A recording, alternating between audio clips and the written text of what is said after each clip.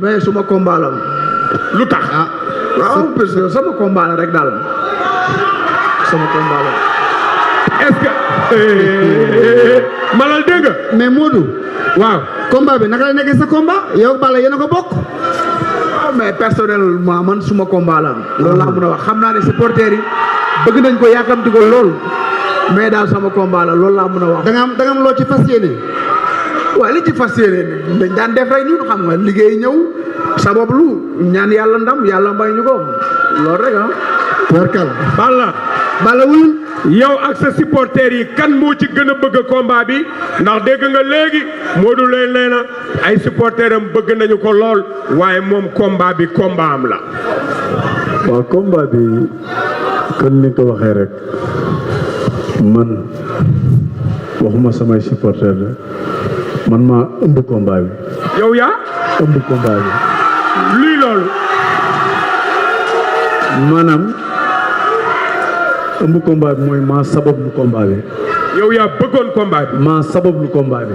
ok yow yaa tax combat bi am. mais Balla lu tax nga sabablu combat bi lu tax. waaw Modou ndaanaan la ku ko xam-xam ne ndaanaan la Balla Gaye ndaanaan la dafa am fu ñu jaar fu bëree bëri ci ay mbapat yàlla dogaloon ñu bëri bi passé mu jeex 2009 ma daan ko ci mais dafa am lu mu war a leeral Sénégalais ñu xam ko mooy lan. mooy sama diggante ak moom yàlla dogal na taxaw na parce que tey lamb tey boo nee lamb Balla Gaye 2 Modou Lo noo tax nga ñu wax lamb dëgg li fi am léegi sànq mënut a ñàkk bañ a am mais dañuy ñaan yàlla ñu dem ci jàmm mais l'essentiel combat bi la suma combat la maa ko ëmb maa ko bëgg maa ko soxla maa ko tippoo. lu tax malal waaw lu tax nga ne yaa ko ëmb yaa ko bëgg yaa ko tippoo da nga koy leeral Sénégalais yi du pour ñun.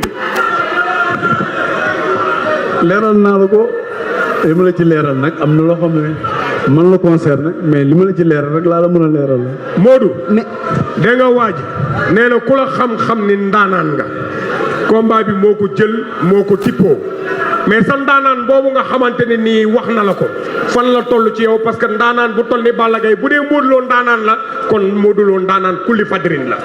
waaw wax sa mbaaxu morom du wàññi sa baax dara parce que ndaanaan la buñ defal woon ci làmb du ñu dox ba làmb boolewaat ñu ba ñu bëree yàgg na ça fait 8 ans di dox ba làmb boolewaat ñu dañu prouver def ay résultats am moo tax dañuy ñaan yàlla rek muy may ñu talak fekkee. Modou Lo Balla Gaye événement. Gaston Production Modou Lo